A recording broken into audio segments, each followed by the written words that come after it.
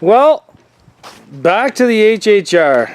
You guys have seen it run in Mount Forest, Listool, Lakefield, full size in Listool, and now you guys seen it run in Drayton.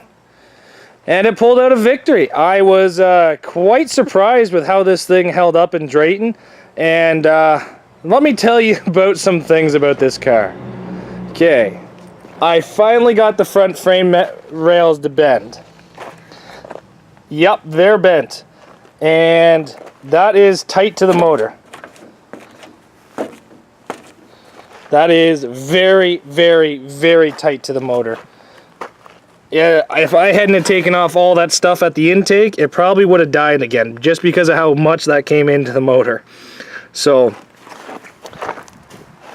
I'm not fixing this thing. It is mangled. The amount that I would either have to cut off or straighten to this frame would pretty much make this thing useless. It was a great derby. The car did fantastic. I got there very, very late, so unfortunately, I'm sorry there was no prelude for Drayton. I got there about 10 minutes before tech closed, so I had to run and sign in, and then run and get all the way over to get my car through tech. Luckily, I passed tech first try, so that was a good go. But my God, this car took a beating in Drayton. Passenger side, a couple big hits. Including this front tire. This front tire took some nasty hits at Drayton, and it just kept going. It would not spit the axle out, and I was like cheering for my car. You hunk of junk, keep going. Something that did happen that really sucked was the seat broke. And I should have put a ratchet strap around the seat, but I really didn't think it was necessary. So doing that did put quite a bit of stress on my back. The clutch is still good in this thing, but the real damage is back here. I tried to use this back end as long as possible, and she's kind of got a nice little beaver tail going on where she's flapping around on the top up there, but this thing here is done. The spring has come right out of the spring pocket, the rear tire is right into the body. I'm dragging the rear axle of this car on the ground as it drives. This is where the Mazda bumper used to mount back here, and same as that one over there.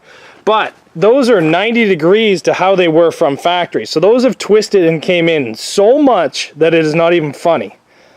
Rear doors are starting to give away, but that's because we did take a big driver's side shot to this door, and that kinked it inward, which is making it go. But if I had have actually welded these creases together, I'm pretty sure that would have helped hold that door together much better. We didn't get any big driver door shots, nothing that to say didn't happen, so that's fine.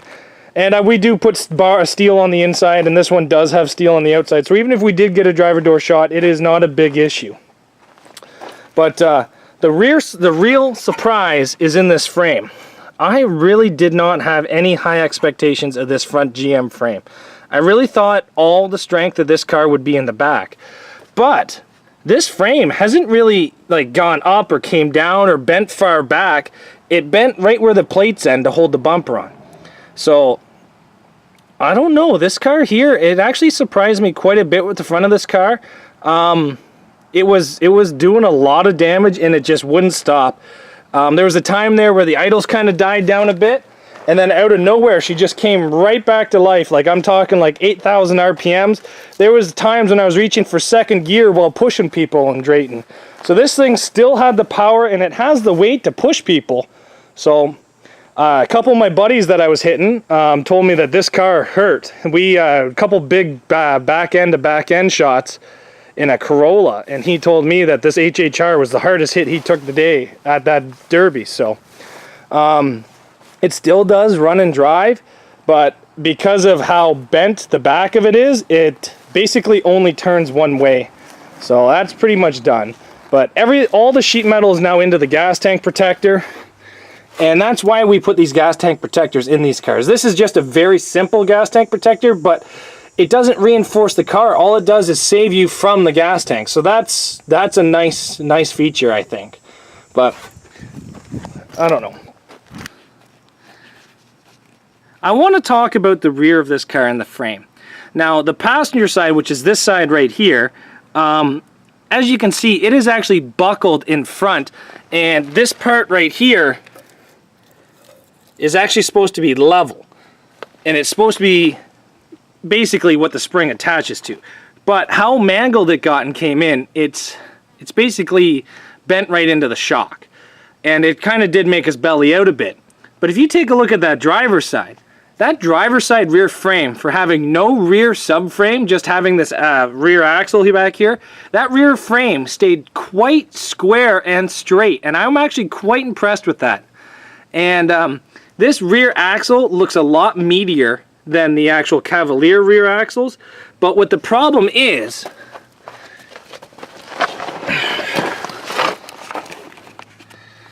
right at the bottom of the spring pocket, you just basically have all this 1/4-inch steel right here, and it basically just welds right to this rear axle. And as you can see, the 1/4-inch steel has actually given way and turned 90 degrees inside there. And that's what's made this tire come into the body so hard. And the same thing is kind of happening over here, but not as much.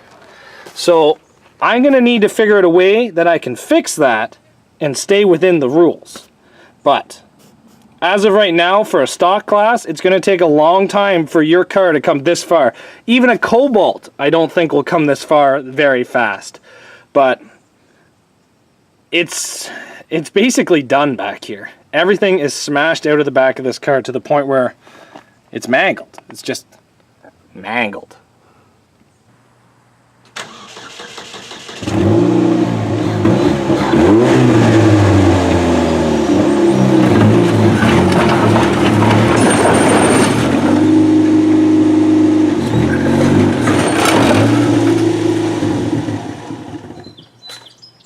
The really interesting thing about this car is even how bad it is, it still runs and drives pretty good.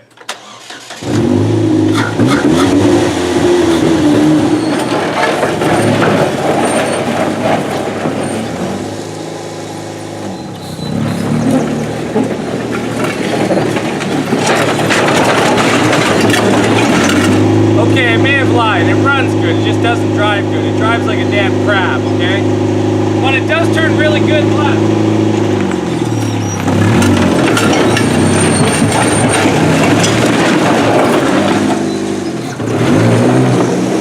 Just not so much right.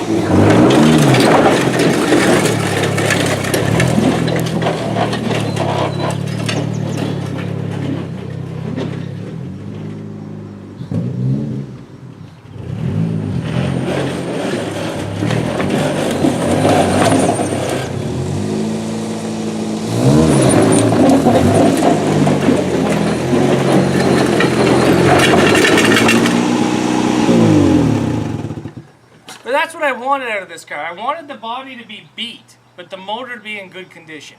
Because this one was my rusty HA. This one was my rusty HHR. The other one has got zero rust on it, but a bad motor. So in some upcoming videos, you'll see me pull this motor and put into that car. Probably not for this year though, probably next year, but there'll be another HHR build coming up. And who knows, it might be a little bit more pro than this. It might be the exact same. We'll have to wait and see. Thanks for watching, guys, and I'll see you back here tomorrow.